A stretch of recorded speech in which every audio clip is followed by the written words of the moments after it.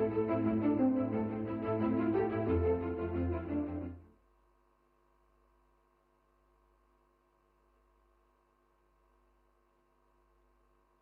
के लोकप्रिय मुख्यमंत्री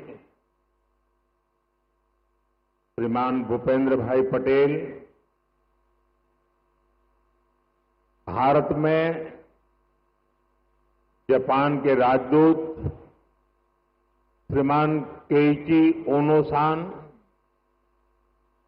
सुजुकी मोटर कॉरपोरेशन के president Toshihiro Suzuki san, Maruti Suzuki India Limited के MD Hisashi Takeuchi san, chairman RC Bhargava, Hansalpur plant के सभी कर्मचारी, अन्य महानुभाव, देवी और सज्जनों,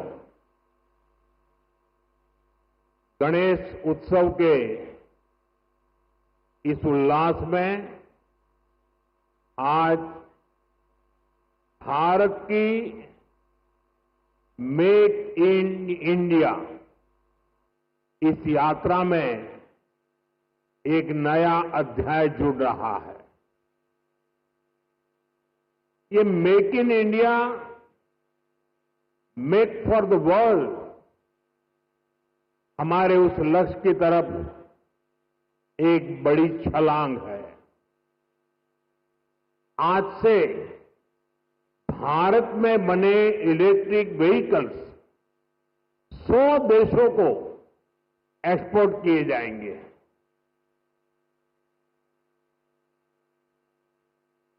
साथ ही आज हाइब्रिड बैटरी इलेक्ट्रोड मैन्युफैक्चरिंग भी स्टार्ट हो रही है। आज का ये दिन भारत और जापान की फ्रेंडशिप को भी नया आयाम दे रहा है। मैं सभी देशवासियों को, जापान को, सुजुकी कंपनी को बहुत बहुत बधाई देता हूं।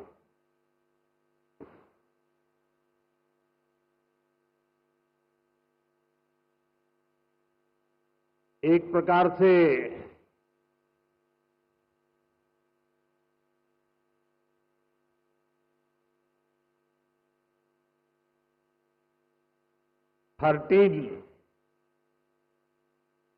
टीन एज का आरंभ होता है और टीन एज पंख फैलाने का कालखंड होता है, सपनों की उड़ान भरने का कालखंड होता है और टीन एज में ढेर सारे ख्वाब उभरते हैं। एक प्रकार से पैर जमीन पे नहीं होते हैं टीन एज में। मुझे खुशी है कि आज मारुति टीन एज में एंटर कर रहा है।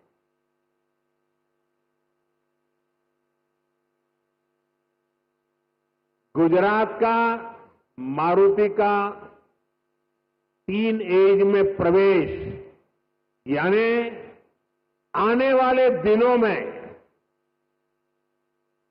मारुति एक नए पंख फैलाएगा, नए उमंग और उत्साह के साथ आगे बढ़ेगा, ऐसा मेरा पूरा विश्वास है। फ्रेंड्स, भारत की सक्सेस स्टोरी के बीज करीब करीब 13 साल पहले बोए गए थे। 2012 में जब मैं यहां का मुख्यमंत्री था, तब हमने मारुति सुजुकी को हंसलपुर में जमीन अलॉट की थी। विजन उस समय भी आत्मनिर्भर भारत का था, मेक इन इंडिया का था।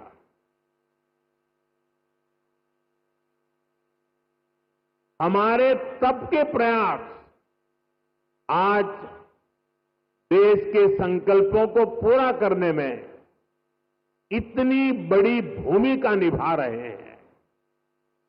साथियों, मैं इस अवसर पर स्वर्गीय ओसामू सुजीकी-सान को हृदय से याद करना चाहूंगा। हमारी सरकार को उन्हें पद्म विभूषण से सम्मानित करने का सौभाग्य मिला था।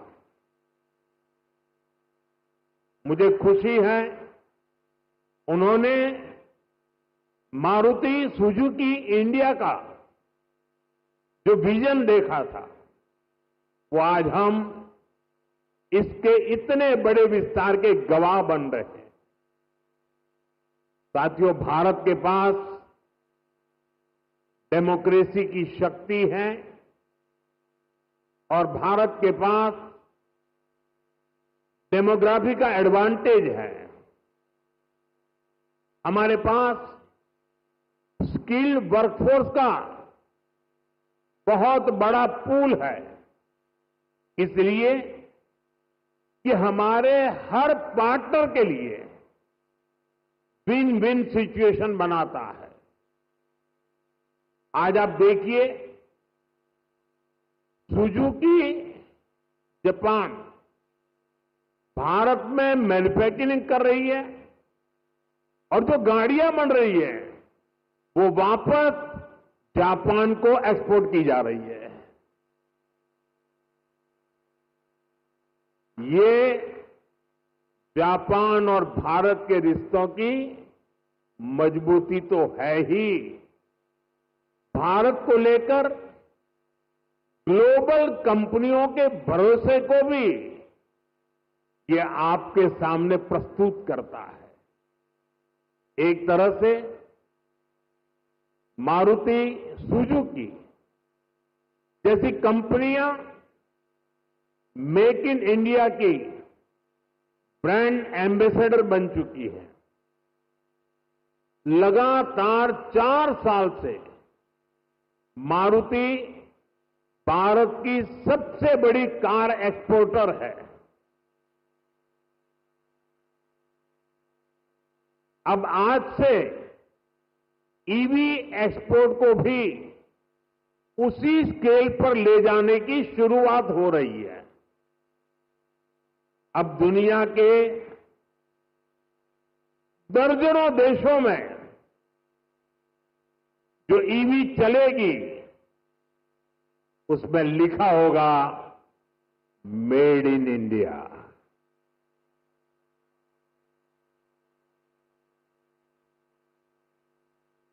फ्रेंड्स, हम सब जानते हैं ईवी इकोसिस्टम का सबसे क्रिटिकल पार्ट बैटरी है। कुछ साल पहले तक भारत में बैटरी पूरी तरह इंपोर्ट होती थी। ईवी मैन्युफैक्चरिंग को मजबूती देने के लिए ये जरूरी था भारत बैटरीज का भी निर्माण करे। इसी विजन को लेकर 2017 में हमने यहां टीडीएसजी बैटरी प्लांट की नींव रखी थी। टीडीएसजी की ही नई पहल पर इस फैक्ट्री में 3 जापानी कंपनियां मिलकर भारत में पहली बार सेल मैन्युफैक्चर करेगी। भारत में बैटरी सेल के इलेक्ट्रोड भी लोकल लेवल पर तैयार होंगे। ये लोकलाइजेशन भारत की आत्मनिर्भरता को नई शक्ति देगा। इससे हाइब्रिड इलेक्ट्रिक व्हीकल्स के कारोबार में और तेज गति आएगी। मैं आपको इस ऐतिहासिक शुरुआत के लिए अपनी अनेक अनेक शुभकामनाएं देता हूं। साथियों, कुछ साल पहले उस समय तक ईवी को केवल एक नए ऑल्टरनेट के तौर पर देखा जाता था, लेकिन मेरा मानना रहा है ईवी कई समस्याओं का ठोस समाधान है। इसलिए पिछले साल मैंने अपनी सिंगापुर विजिट के दौरान कहा था, हम अपनी पुरानी गाड़ियों को, पुरानी एम्बुलेंसेस को हाइब्रिड ईवी में बदल सकते हैं। मारुति सुजुकी ने इस चुनौती को स्वीकार किया और केवल 6 महीने में एक वर्किंग प्रोटोटाइप तैयार कर दिया। अभी मैंने वो हाइब्रिड एम्बुलेंस का प्रोटोटाइप देखा भी है। ये hybrid ambulance PM E drive scheme में पूरी तरह फिट बैठती है। लगभग 11,000 करोड़ रुपए की इस योजना में ई एम्बुलेंस के लिए भी बजट निर्धारित किया गया है। हाइब्रिड ईवी से पॉल्यूशन भी घटेगा और पुराने व्हीकल्स को ट्रांसफॉर्म करने का विकल्प भी मिलेगा। साथियों, क्लीन एनर्जी और क्लीन मोबिलिटी ये हमारा फ्यूचर है। ऐसे ही प्रयासों से भारत तेजी के साथ क्लीन एनर्जी और क्लीन मोबिलिटी का एक रिलायबल सेंटर बनेगा।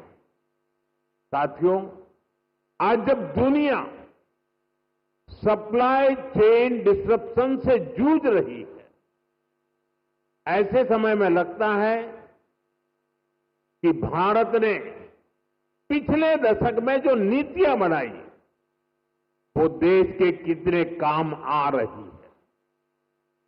2014 में जब मुझे देश ने सेवा का अवसर दिया, उसके बाद से ही हमने इसकी तैयारी शुरू कर दी थी। हमने मेक इन इंडिया अभियान शुरू किया। ग्लोबल और डोमेस्टिक मैन्युफैक्चरर्स दोनों के लिए देश में अनुकूल वातावरण बनाया। भारत में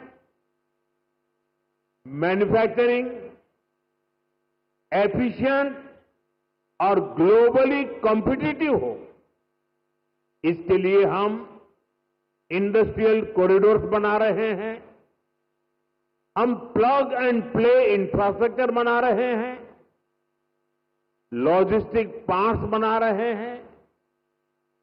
भारत कई सेक्टर्स में मैन्युफैक्चरर्स को प्रोडक्शन लिंक इंसेंटिव का बेनिफिट भी दे रहा है। साथियों, हमने कई बड़े रिफॉर्म्स के जरिए इन्वेस्टर्स की पुरानी कठिनाइयों को भी दूर किया। इससे इन्वेस्टर्स के लिए इंडियन मैन्युफैक्चरिंग में इन्वेस्ट करना आसान हुआ है। इसके परिणाम हमारे सामने हैं। इसी दशक में इलेक्ट्रॉनिक्स प्रोडक्शन लगभग 500% बढ़ा है।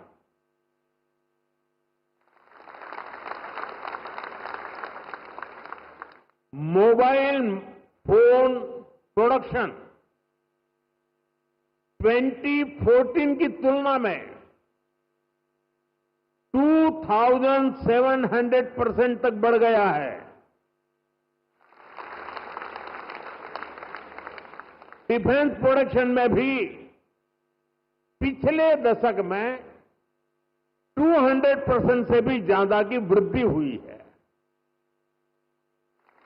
ये सक्सेस आज भारत के सभी राज्यों को, हर एक राज्य को भी मोटिवेट कर रही है।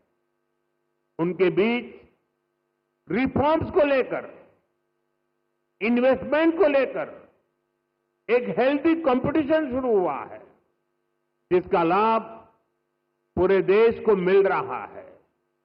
और मैं हर मीटिंग में, व्यक्तिगत बातचीत में और सार्वजनिक रूप से सभी राज्यों को कहता रहा हूं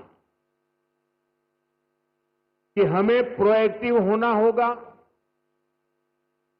हमें प्रो डेवलपमेंट पॉलिसीज बनानी होगी, हमें सिंगल विंडो क्लियरेंस पर बल देना होगा, कानूनों में रिफॉर्म्स को बल देना होगा। और ये कंपटीशन का जमाना है। जो राज्य जितनी तेजी से अपनी पॉलिसीज को नीट एंड क्लीन रखता है, इफ्स एंड बट्स के बिना रखता है, तो इन्वेस्टर का विश्वास बढ़ता है। इन्वेस्टर आने के लिए हिम्मत के साथ आता है। आज पूरी दुनिया भारत की तरफ देख रही है। ऐसे में कोई राज्य पीछे नहीं रहना चाहिए। हर राज्य ने अवसर लेना चाहिए। ऐसे कॉम्पिटिशन होगा, हिंदुस्तान में आने वाले इन्वेस्टर को सोचने में तकलीफ हो कि मैं इस राज्य में जाऊं कि उस राज्य में जाऊं। इतना क्लियर कट होना चाहिए कंपटीशन। इससे देश को लाभ होने वाला है। और इसलिए मैं सभी राज्यों को निमंत्रण देता हूं कि आइए, रिफॉर्म की स्पर्धा करें, गुड गवर्नेंस की स्पर्धा करें, प्रो डेवलपमेंट पॉलिसी की स्पर्धा करें और हम 2047 विकसित भारत बनाने के लक्ष्य को तेज गति से पार करने में अपनी भागीदारी सुनिश्चित करें। फ्रेंड्स, भारत यहीं पर रुकने वाला नहीं है। जिन सेक्टर्स में हमने बेहतर परफॉर्म किया है, हमें उनमें और बेहतर करना है। इसके लिए हम मिशन मैन्युफैक्चरिंग पर जोर दे रहे हैं। आने वाले समय में हमारा फोकस फ्यूचरिस्टिक इंडस्ट्री पर होगा। सेमीकंडक्टर सेक्टर में भारत टेक ऑफ कर रहा है। देश में इसके 6 प्लांट्स तैयार होने वाले हैं। हमें सेमीकंडक्टर मैन्युफैक्चरिंग और आगे लेकर जाना है। साथियों, भारत सरकार ऑटो इंडस्ट्री के लिए रेयर अर्थ मैग्नेट की शॉर्टेज से जुड़ी कठिनाइयों के प्रति भी सजग है। इस दिशा में देश के सामर्थ्य को बढ़ाने के लिए हमने नेशनल क्रिटिकल मिनरल मिशन भी लॉन्च किया है।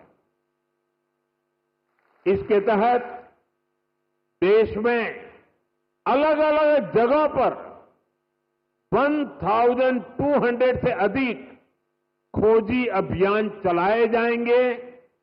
क्रिटिकल मिनरल्स को तलाशा जाएगा। साथियों, अगले सप्ताह ही मैं जापान जा रहा हूं। भारत और जापान का रिश्ता केवल डिप्लोमेटिक रिलेशन से कहीं ऊपर सांस्कृतिक और भरोसे का रिश्ता है। हम एक दूसरे की प्रगति में अपनी प्रगति देखते हैं। मारुति सुजुकी के साथ हमने जो जर्नी शुरू की थी, वो अब बुलेट ट्रेन की स्पीड तक पहुंच चुकी है। भारत जापान पार्टनरशिप की औद्योगिक संभावनाओं को साकार करने की बड़ी पहल यहीं गुजरात से हुई थी। मुझे याद है, हमने 20 साल पहले जब वाइब्रेंट गुजरात समिट शुरू की थी तो उसमें जापान एक प्रमुख सहयोगी था। आप विचार कीजिए, एक डेवलपिंग कंट्रीज का एक छोटा सा स्टेट, उसका इन्वेस्टमेंट समिट, और जापान जैसा डेवलप कंट्री उसका पार्टनर हो, ये दिखाता है कि भारत और जापान की नींव कितनी मजबूत है। और मैं आज जब ये वाइब्रेंट गुजरात की यात्रा की याद कर रहा हूं, तब मेरे मित्र यहां बैठे हैं, वो पहले भारत में एम्बेसडर हुआ करते थे 2003 में। आज वो भी यहां मौजूद है। अब वो रिटायर्ड हो गए हैं, लेकिन उनका भारत प्रेम, गुजरात प्रेम वैसा का वैसा है। मैं उनका भी स्वागत करता हूं।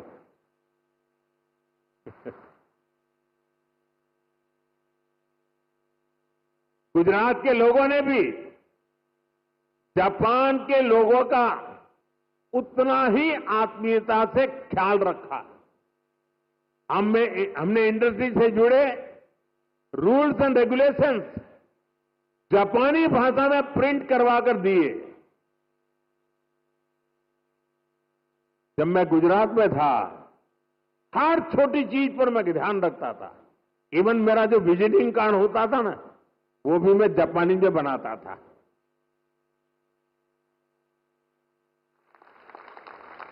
जो वीडियोज बनाते थे हम प्रमोशनल, वो वीडियो को भी है जापानी भाषा में डबिंग करवाता था। यानी मुझे मालूम था कि मुझे इस रास्ते पर बड़ी मजबूती से आगे बढ़ना है। और मैं सभी राज्यों को कहता हूं, आसमान खुला है भैया, आप भी मेहनत करो, आओ मैदान में, बहुत फायदा होगा।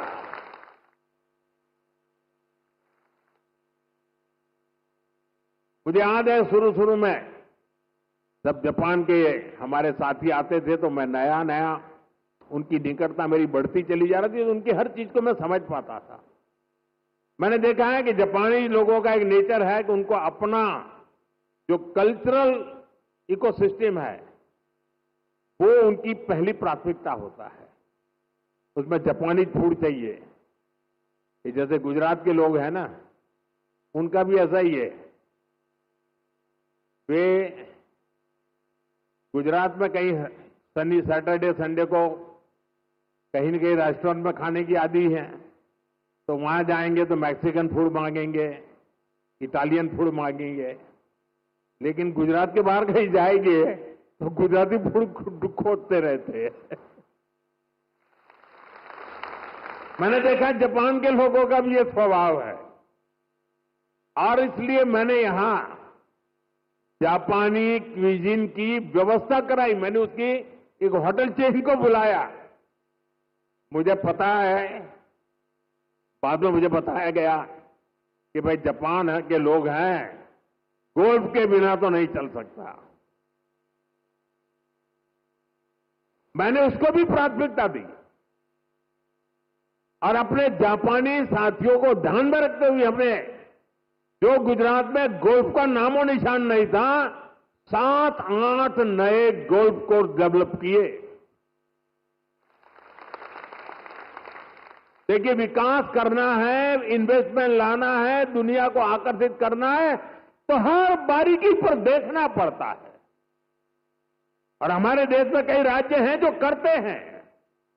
जो राज्य पीछे हैं, मेरा उनसे आग्रह है कि आप भी हर बारीकी को अवसर समझिए और विकास की नई दिशा पकड़िए। इतना ही नहीं साथियों, हमारे स्कूल में, हमारे कॉलेजेस में, हमारे यूनिवर्सिटी में बहुत बड़ी मात्रा में जापानी भाषा सिखाने को प्राथमिकता दी जा रही है। बहुत सारे जापानी भाषा सिखाने वाले टीचर्स आज गुजरात में भी है। कई स्कूलों में जापानी भाषा सिखाई जा रही है। साथियों, हमारे इन प्रयासों से भारत जापान के बीच पीपल टू पीपल कनेक्ट बहुत बढ़ रहा है। स्किल और ह्यूमन रिसोर्स से जुड़ी एक दूसरे की जरूरतों को भी हम पूरा कर पा रहे हैं।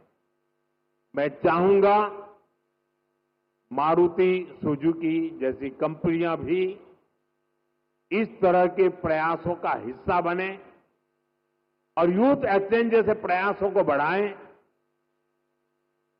साथियों, हमें इसी तरह आने वाले समय में सभी अहम क्षेत्रों में आगे बढ़ना है। मुझे भरोसा है हमारे आज के प्रयास 2047 के विकसित भारत की इमारत को नई बुलंदी तक लेकर जाएंगे और मुझे भरोसा है कि जापान इस लक्ष्य की प्राप्ति में हमारा भरोसामंद पार्टनर बनकर साथ चलता रहेगा। हमारी दोस्ती अटूट रहेगी और मैं तो कभी कभी कहता था कि जहां तक जापान और भारत का रिश्ता है, ये मेड फॉर ईच अदर वाला रिश्ता है। मैं आज विशेष रूप से मारुति को बहुत बहुत शुभकामनाएं देता हूं और अभी तो ये टीन एज की शुरुआत है। आपको पंख फैलाने हैं, नए सपने बुनने हैं। आपके संकल्पों के लिए, उसकी पूर्ति के लिए हम पूरी शक्ति से आपके साथ हैं। इसी विश्वास के साथ आत्मनिर्भर भारत के अभियान को हम सब आगे बढ़ाएं, वोकल फॉर लोकल बने, स्वदेशी ये हमारा जीवन मंत्र बनना चाहिए। दोस्तों, गर्व से स्वदेशी की तरफ चल पड़ो। और यहां जापान के द्वारा जो चीजें बन रही है ना, ये भी स्वदेशी है। मेरी स्वदेशी की व्याख्या बहुत सिंपल है। पैसा किसका लगता है उससे मुझे कोई लेना देना नहीं है। वो डॉलर है, पाउंड है, वो करेंसी काली है, गोरी है, मुझे कोई लेना देना नहीं। लेकिन जो प्रोडक्शन है उसमें पसीना मेरे देशवासियों का होगा। पैसा किसी का, पसीना हमारा। जो प्रोडक्शन होगा उसमें महक मेरी देश की मिट्टी की होगी, मेरी भारत मां की होगी। इस भाव के साथ आप मेरे साथ चलिए दोस्तों। 2047 में हम ऐसा हिंदुस्तान बनाएंगे, आपकी आने वाली अनेक पीढ़ियां आपके इस त्याग का गर्व करेगी, आपके इस योगदान का गर्व करेगी। आपकी भावी पीढ़ी के उज्जवल भविष्य के लिए, आत्मनिर्भर भारत के इस मंत्र के लिए, स्वदेशी के मार्ग के लिए मैं आज मेरे देशवासियों को निमंत्रण दे रहा हूं। मैं आपको निमंत्रण दे रहा हूं। आइए हम सब चल पड़े। 2047 विकसित भारत बना के रहेंगे। दुनिया की भलाई में भारत का योगदान बढ़ाते रहेंगे। इसी भावना के साथ आप सबको बहुत बहुत शुभकामनाएं, बहुत बहुत धन्यवाद।